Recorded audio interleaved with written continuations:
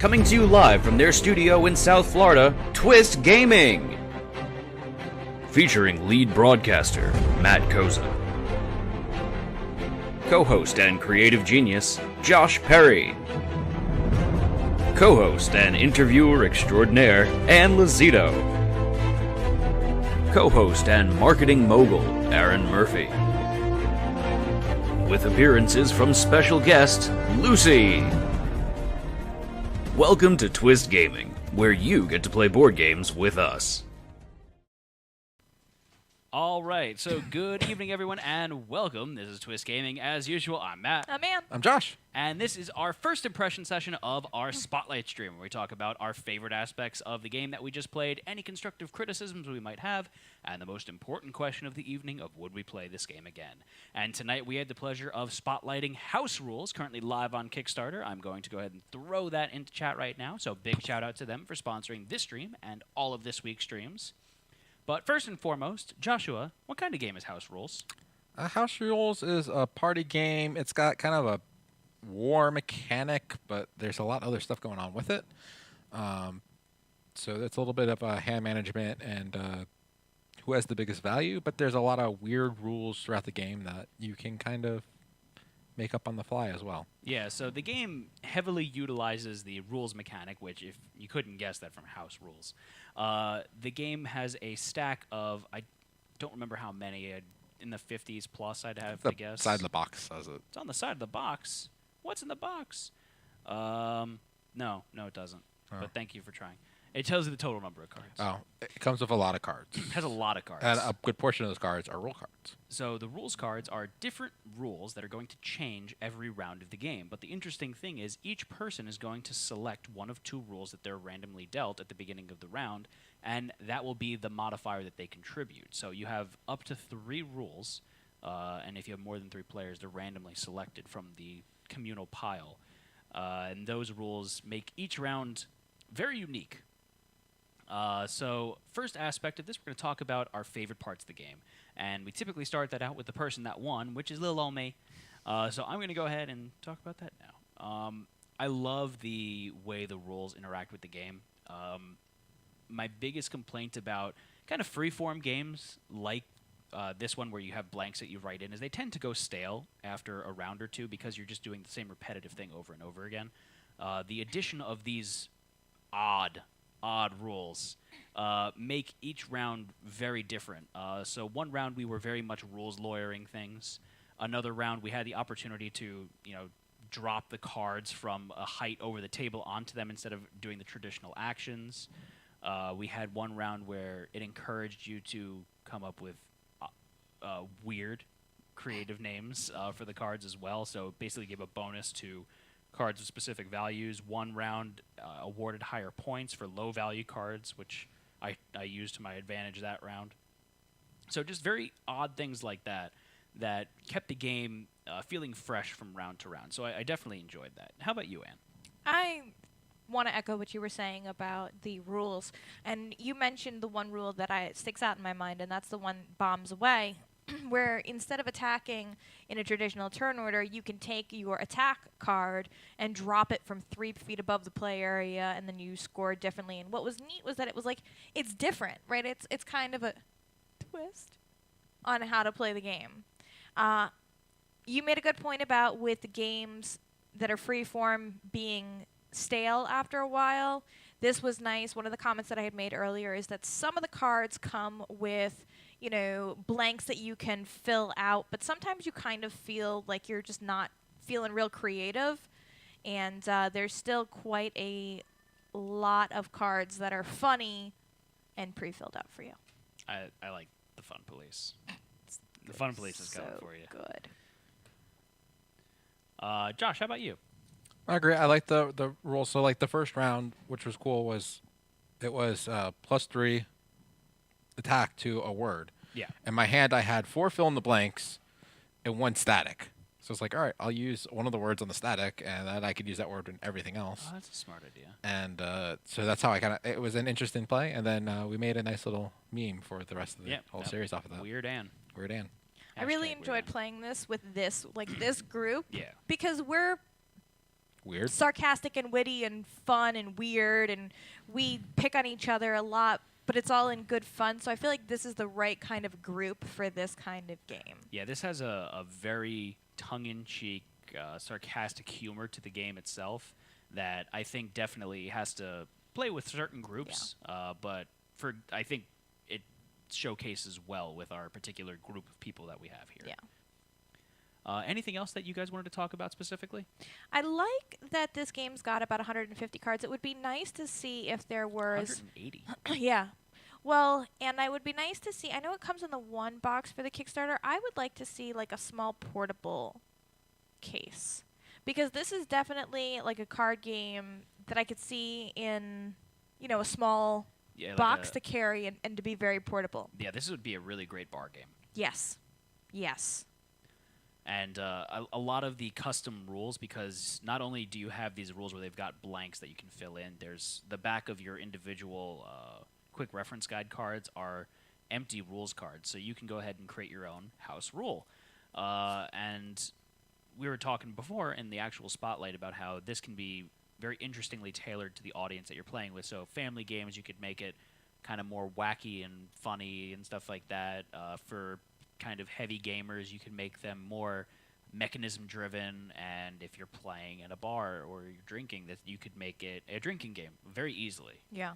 What I thought was really nice, and when you threw this up into the card cam, I noticed on the bottom there is the little note: house rules cannot impact game scoring. On the bombs away, players that interfere with the falling cards, must discard a card. I like that even though this game is so very freeform, you can tell that Eric did a lot of playtesting with the game, because there are a lot of these cards, or enough of these cards, that have little notes on the bottom that clarify the rule. Like the questions come up, and he's very simply clarified it. Absolutely. And one of the other things that I liked is the rulebook was very tongue-in-cheek the way that it did things, or kind of joked about itself, so that was cute in and of itself. But what I liked is that Eric said during the stream, this game encourages rules lawyering. That's kind of the point of it. And again, with the right group of people, it's really fun to do that, to kind of be sticklers about some of the silly rules. Like, for example, what we were doing earlier with the turn thing was one, and what was the other rule that we were... The high five. Yeah, the high five one. The sweaty palms. Yeah. So I thought that was funny as well, because typically you avoid rules lawyering in games, and this is like, no, you're gonna do it. It was a lot of fun. So moving over to the constructive criticisms. Now, this is given our first playthrough of the game, which it was for all of us. What parts of the game would we change if given the opportunity? So maybe something just didn't resonate particularly well with us, or we'd like to see an improvement in a certain area. So I'm going to throw it on the far end of the table with Josh.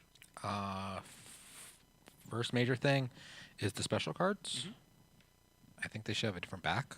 There's no reason for them not to. You were setting up before, but he did confirm that this is an early prototype of the game. So we do have a prototype version of the game in front of us here, and that these will be getting a different back with a gold border around the outside to distinguish them from the other cards as well. So that made that whole thing moot. I would like to see more art. Yeah. It's like I actually agree. Now that you mention that, I mean, art, it would be super expensive for this many cards, but at the same time, I think it would be cute to see kind of flavor art with these as well, even if it's just really badly drawn stick figure art. I think that would be really funny, because most of these is relatively easy to do that with. So like getting dunked on, harsh words. I don't know. Okay, so I don't know if going with stick figure art is the right way, because I feel like that's something that art is so important to a game, right? Absolutely. So you could make or break a game with it, and the game's already kind of silly. So I think that you need to be professional in how you do the art with the game. Fair point. I think some of this could be a little bit more like realistic, or whatever. Air horn 6 inches from your face. But like I think maybe like this, if it was a stick figure holding a knife. Yeah, but where it's fill in the blank. But it could be a bear wielding. It could be, but if it's a simple stick figure, it's. I can see the creative reasonings for not having the figures as well. But I can see where it would bring a little bit more depth to certain areas of the game. But agreed, this is you bring up a good point therein. And one other thing, I felt like there's a lot of just completely blank cards. Yeah. Which I don't mind, I actually but didn't get any. I had lots. Anne had a ton. I had a handful. And I don't mind like fill in the blanks. I feel like there should be more fill in the blanks than blank cards. We might have just had a weird deal. Yeah, possibly, because we didn't shuffle particularly great. I think if the different number values had different arts on them, that would work. That could work. Yeah, that would be interesting. Yeah, that would work. Because all of them have the my axe And my axe. All on right. the background. How about you, Anne? Anything in particular that you would like to see? I didn't like the special cards. I don't know if it's just not. So, Eric, there are 9 totally blank cards in the game. We might have saw all 9. I Yeah, got that's them fine. all. I don't know. I don't know about the special cards. Either they didn't. I don't know if they played right with the game, because I was holding on to them until the very end, and I was like, I'm not sure where in this game I should play these cards, or how important it is to play this card, or what's the right advantage for it. So I don't know. Okay, I mean, part of that might be the fact that it's our first playthrough, so trying to get a feel of when to play them is a different thing as I well. like the idea of having the special cards. Otherwise, it's a little too number on number. Yeah, and I don't know if I want to start with 3 and hold them through the game. I think I want to rotate through them. So, to give you a heads up of since we have a preliminary version of the game, an earlier prototype, they're actually, in the earlier versions, were shuffled into the weapons deck, and that's why they have the same backs in this case, because you would randomly draw them as the game progressed. But then the play... You get less turns then because you have less cards. You have less opportunities to defend and attack.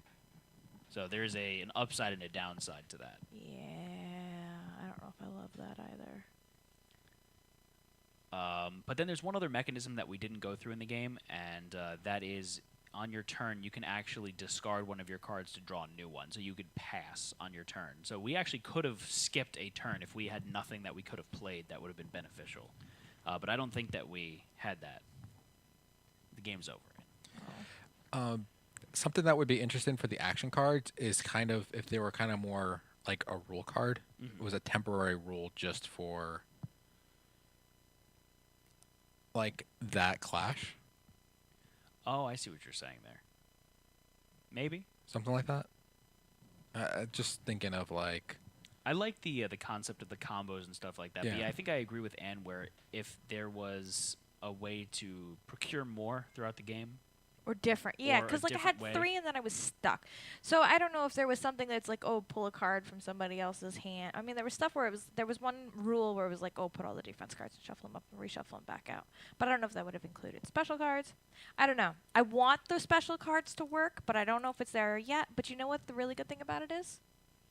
Still got feedback because it's on Kickstarter?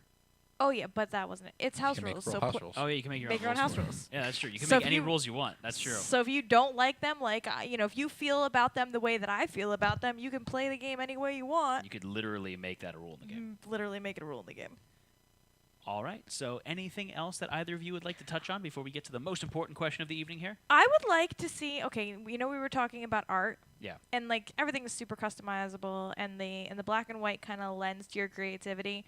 It would have been kind of cool to art. It would have been kind of cool for players. Oh, individual player art? Yeah, I don't know. Like somebody in battle armor here. I don't know. That's where I would have liked to see art maybe. And I think that instead of having individual on all of the cards, like you've got this standee, and it's important through the game because this side is where you put your scoring, and the other side, which is really nice, is all the kind of the turn order to the quick reference guide, and also clearly shows you where your stash is. And I thought it was really cute that it used the house icon upside down to like say, hey, this is a stash. I thought that was smart. I just wanted to point that out. What if they gave you a little shield and you could do a coat of arms Oh my god, that'd be so fun. for That's your what house? Yeah, that I would want. be cute. I want that little maybe that little something extra in the art to differentiate my House from somebody else. in the middle of the street. My house. All right, so let's do the most important question of the evening here, and that is, would you play this game again? So first and foremost, we want to point out that this was a prototype version of the game that we got in, and also this is our first playthrough of the game, so we have all gone in completely blind. So Josh, you're up first. Yeah, I would play this again. This is a very light game. This is much closer to like a mass market game, something you get at Target or something that would play with a non-board game crowd. Absolutely. Not saying that board gamers wouldn't like it. It's just that's what this feels a little bit more towards. Right, right. So yeah, no, it's fun playing with the right crowd. Anne? Oh, definitely. This I would grab before I grabbed like Cards Against Humanity. Yeah, I'm going to have to echo you there, Anne. I would definitely play this again. This gives me the Cards Against Humanity's vibe, but it actually has a little bit of meat to it because there's actually a game there, not just let's write funny stuff and vote on whose stuff is funnier. But there is a lot of writing. But there's stuff. but there's a lot of writing funny stuff. Yeah. So I appreciate that, but Yep. there's some meat behind it. It's Yeah. not just let's write funny stuff and giggle. So I did like that, and again, it's a good mass market game that you can bust out and play with a bunch of non-gamers or new gamers. It's so easy to pick up and learn. But the fun part is that I can see with the fact that there's custom rules that you can play this with a group of hardcore gamers and just have a completely different game, a very weird game, a very intense game. So I would be delighted to see a bunch of hardcore gamers turn this into a Euro game, which I'm sure that they could. What? With that, though, thank you so much to House Rules for sponsoring this stream and all of this week's streams. Guys, go check out their Kickstarter. Show them some support. If you like the game, back it, and secure yourself a copy of it. They're going to be on Kickstarter through January 2nd. Anything else? I think that's it. Fantastic. So thank you all for joining us this evening. This is going to be Twist Gaming signing off. If you haven't had a chance to check out our spotlight session of House Rules, go back on video on demand and watch it now. And if you're watching this video on YouTube, make sure you bing, bang, boom, hit that subscribe button. Thank you so much. Good night, everyone. Good night. All right.